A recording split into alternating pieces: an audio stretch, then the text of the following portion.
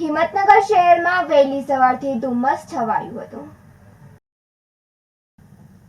હિંમતનગરમાં વહેલી સવારથી ધુમ્મસભર્યું વાતાવરણ સર્જાયું હતું, જેમાં વાદળછાયું વાતાવરણ સાથે ધુમ્મસ જોવા મળ્યું હતું।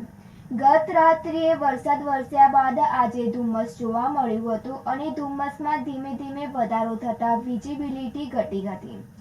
ચોમાસા બાદ શિયાળાની અસર ધુમ્મસ થતા જોવા મળી હતી અને ધુમ્મસમાંથી પસાર થતા ભીંજવાના અનુભવ થયા હતા। સુરેશ થોરી સાથે તનિષા પરમાર, સિટી ન્યૂઝ, હિંમતનગર। હિંમતનગરમાં પીએમ શ્રી કેન્દ્રીય વિદ્યાલયમાં સ્વચ્છતા અભિયાન અંતર્ગત શ્રમદાન કરાયું હતું। હાલમાં સ્વચ્છતા અભિયાન ચાલી રહ્યું છે, ત્યારે ગાંધી જયંતિના ઉપલક્ષમાં આજે હિંમતનગરમાં પીએમ શ્રી કેન્દ્રીય વિદ્યાલયમાં વિદ્યાર્થીઓ અને શિક્ષકોએ 2 કલાક શ્રમદાન કર્યું હતું। જો કે આવતીકાલે ગાંધી જયંતિ છે, ત્યારે હિંમતનગરમાં પીએમ શ્રી કેન્દ્રીય વિદ્યાલયમાં આચાર્ય, શિક્ષકો અને વિદ્યાર્થીઓ એક સાથે વિદ્યાલયની બહાર અને વિદ્યાલયના મેદાનમાં 2 કલાક સુધી સ્વચ્છતા સપ્તાહ અંતર્ગત શ્રમદાન કર્યું હતું, જેમાં આચાર્ય સહિત અંદાજે 30 જેટલા શિક્ષકો અને ધોરણ 9 થી 12ના 150 જેટલા વિદ્યાર્થીઓ આ અભિયાનમાં જોડાયા હતા, જેમાં વિદ્યાલય બહાર અને પરિસરમાં વિદ્યાર્થીઓએ હાથમાં ઝાડુ લઈને સફાઈ કામગીરી શરૂ કરી હતી। વિદ્યાલય બહાર કોર્ટની નજીકના ઝાડી ઝાખરા હટાવ્યા હતા। સુરેશ થોરી સાથે નંદિની जोशी, सिटी न्यूज, हिम्मतनगर। आज का दिन 1 अक्टूबर को हम लोग स्वच्छता में जन भागीदारी, जिसमें से हमारे शिक्षक साथी, हमारे विद्यार्थी और समाज के लोग भी इसमें सहभागी रहे। हम लोग इसके लिए जो बीजापुर हाईवे है वो स्कूल से बिल्कुल लगा हुआ है, उसको हमने टारगेट में लिया था और जिसमें से सभी बच्चे, हमारे शिक्षक बढ़ चढ़ करके हिस्सा लिए और यह एक अभियान जो स्वच्छता का लिए मुहिम हमारे माननीय प्रधानमंत्री जी ने चलाया है, उसमें हम सभी को एक से एक कदम बढ़ा करके उसको स्वच्छ भारत में अपना योगदान दें, तो ये तभी हमारा भारत स्वच्छ होगा। क्योंकि यह सामूहिक और इंडिविजुअल उत्तरदायित्व तो बनता है, ताकि सभी बच्चे इससे सीखे और अवेयर हो, जागरूक हो, स्वच्छता के प्रति संवेदनशील हो, ताकि हम समाज से शुरू कर करके, घर से शुरू करके हम देश को स्वच्छ रखें।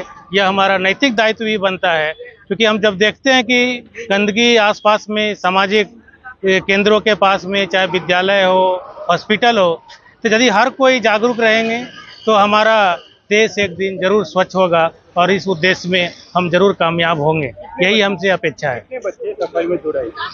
अराउंड 70 स्टूडेंट्स हैं आज के दिन में, जो और चूँकि एग्ज़ाम भी साथ में चल रही है, तो 70 बच्चे लगभग हैं जो प्रतिभागी हैं आज के कार्यक्रम में।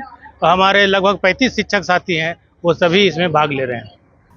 હિંમતનગર ખાતે જિલ્લા પીસી એન્ડ પીએનડીટી એડવાઇઝરી કમિટીની બેઠક કમિટીના ચેરપર્સન શ્રી કૌશલ્યા કુંવરબાની અધ્યક્ષતામાં યોજાઈ હતી।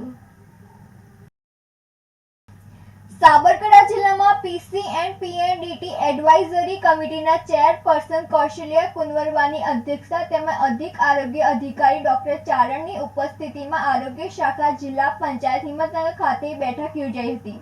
આ બેઠકમાં ચેરપર્સન કૌશલ્યા કુંવરબાએ જણાવ્યું હતું કે જિલ્લામાં જાતિ પ્રમાણ વધે તે માટે પીસી એન્ડ પીએનડીટી કમિટી થકી વધુને વધુ અવનવા પ્રયત્નો થાય એ અપેક્ષિત છે।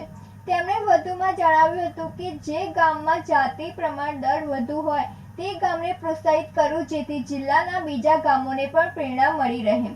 આ બેઠકમાં સંબંધિત અમલીકરણ અધિકારીઓ ઉપસ્થિત રહ્યા હતા। माहिती ब्यूरो साथे Nandini Joshi, city news, Himmatnagar. Senior citizen association ની સામાન્ય સભા તાજેતરમાં હિંમતનગર ખાતે ઉમિયા પરિવાર સમાજવાડીમાં મોટી સંખ્યામાં સિનિયર સિટીઝનના સભ્યો, ભાઈઓ, બહેનો અને આમંત્રિતો ઉપસ્થિત રહ્યા હતા। સિનિયર સિટીઝન એસોસિએશનની સામાન્ય સભા તાજેતરમાં હિંમતનગર ખાતે ઉમિયા પરિવાર સમાજવાડીમાં મોટી સંખ્યામાં સિનિયર સિટીઝનના સભ્યો, ભાઈઓ, બહેનો અને આમંત્રિતો ઉપસ્થિત રહ્યા હતા। સામાન્ય સભાનું કામકાજ એસોસિએશનના પ્રમુખ ગિરીશભાઈ એ ત્રિવેદી સાથે હોદ્દેદારો, વરિષ્ઠ કારોબારી સભ્યો તેમજ હોદ્દેદારોની ઉપસ્થિતિમાં દીપ પ્રાગટ્ય કરી એસોસિએશનના પ્રમુખ ગિરીશભાઈ એ ત્રિવેદીના અધ્યક્ષ સ્થાને સભાનું કામકાજ શરૂ કરવામાં આવ્યું હતું.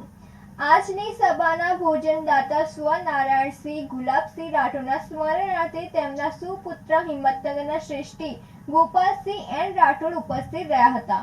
સિનિયર સિટીઝનની એસોસિએશનના 80 વર્ષ ઉપરાંતના 40 વરિષ્ઠ સભ્ય ભાઈઓ તથા બહેનોનું ફૂલછડી તથા શાલથી સન્માનિત કરવામાં આવ્યા હતા.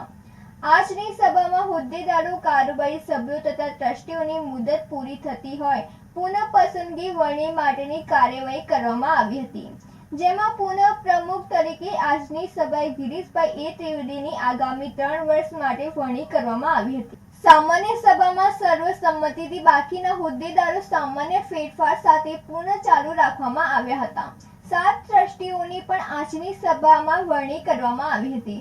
વિશિષ્ટ સિદ્ધિ પ્રાપ્ત સભ્યોનું આજની સભામાં ફૂલછડી અને શાલથી સન્માનિત કરવામાં આવ્યા હતા, જેમાં મુંબઈ ખાતે નેશનલ લેવલે સિનિયર સિટીઝન ફેશન પરેડની સ્પર્ધામાં ઇન્દુબેન બી જોશીનું પ્રથમ ક્રમાંકે પસંદગી થતા આજની સભાએ તેમનું બહુમાન કરેલ છે.